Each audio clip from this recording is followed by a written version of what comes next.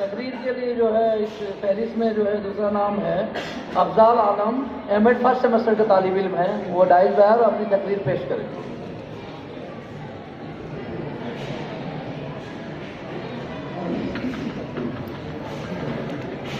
आदरणीय शिक्षक महोदय, मेरे प्यारे मित्रों, आप सभी को आज का स्वतंत्र संविधान दिवस की हार्दिक शुभकामनाएं। जैसा कि हम लोग जानते हैं कि संविधान दिवस 2015 से मनाना शुरू किया गया, परंतु इससे पहले अम्बेडकरवादियों और बौद्ध लोग इसे मनाया करते थे, परंतु 2015 में इसे मनाने का उद्देश्य या कल्पना ये था कि हमारे युवा साथी जो सिर्फ संविधान के नियमों का सिर्फ उसे फॉलो कर रहे हैं, सिर्फ उसे चले जा रहे हैं, परंतु उसके नियमों का उन्हें सारा कर्तव्य का पालन सही तरीके से नहीं हो पा रहा।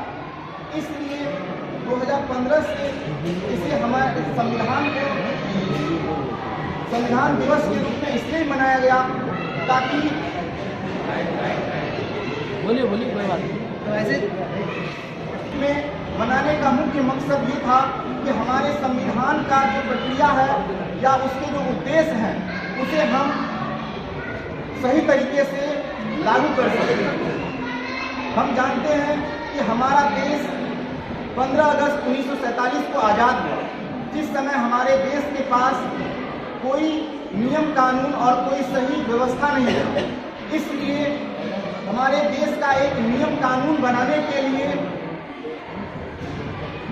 संविधान निर्माण का एक सूझ आया, जिसके लिए जवाहरलाल नेहरू ने भीमराव अंबेडकर को कानून मंत्री और संविधान निर्माण के लिए आमंत्रित किया और इसके बाद संविधान निर्माण के समिति के रूप में कुछ लोगों को इसमें शामिल किया गया, जिसमें जवाहरलाल नेहरू, सरदार वल्लभ भाई पटेल, मौलाना अबुल कलाम आजाद और डॉक्टर भीमराव अंबेडकर, जो इसके संविधान निर्माता के अध्यक्ष के रूप में और संविधान निर्माण के जनक के रूप में जाने जाते हैं। उन्होंने संविधान निर्माण में हर एक तबके के, हर एक जाति के, हर एक धर्म के लोगों का कर्तव्य को ध्यान में रखते हुए संविधान का निर्माण किया। और जब भी संविधान की बात आती है तो उसमें भीमराव अंबेडकर का नाम जरूर आता है, क्योंकि हम जानते हैं इंसान की जो पहचान बनती है, इंसान को जो प्रमुखता मिलती है, कामयाबी मिलती है, वो 3 तरह से मिलती है। एक तो इंसान जन्म से महान होता है, जैसा कि हम अपने पैगंबर मोहम्मद सल्लल्लाहु अलैहि वसल्लम के नाम से जानते हैं। दूसरा, इंसान को उसके कर्मों से महानता मिलती है, जैसा कि हम डॉक्टर भीमराव अंबेडकर को देख सकते हैं। उन्होंने अपने कर्म के बदौलत आज हम लोग दिवस से उनको याद करने पर, क्योंकि उन्होंने अपने कर्म के बदौलत ही इतना महान काम किया, एक संविधान निर्माण किया जो हमें, हमारे देश की जनता को इन विविधताओं में भी एकता के साथ जुड़कर नियम कानून के तहत देश को चलाने का अधिकार दिया। और तीसरा, इंसान को महानता उनके शरीर पर थोप दिया जाता है, जैसा कि हम देख सकते हैं हमारे देश में आज भ्रष्टाचार, आज कुरीतियाँ जो बहुत सारी हो रही है, उसे खत्म करने का भी अधिकार हम युवाओं के पास है, क्योंकि हमारा देश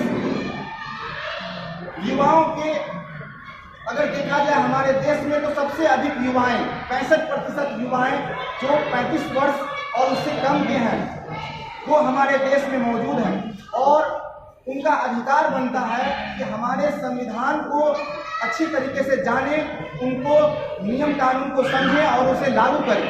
इसलिए संविधान दिवस मनाना 2015 से शुरू किया गया, ताकि सरकारी विभागों में, सरकारी स्कूलों में लोगों को कम से कम एक बार संविधान का जानकारी दिया जाए, उसके लिए प्रतियोगिता कराया जाए, उसके निबंध का प्रावधान किया जाए ताकि लोग अपने संविधान को समझ सकें और कम से कम साल में एक बार प्रस्तावना को समझ सकें, उसे दोहरा सकें और उसको अपने दैनिक जीवन में उतार सकें, अपने कर्तव्यों को समझ सकें। इन्हीं शब्दों के साथ मैं अपने भाषण को अंत देता हूँ। धन्यवाद।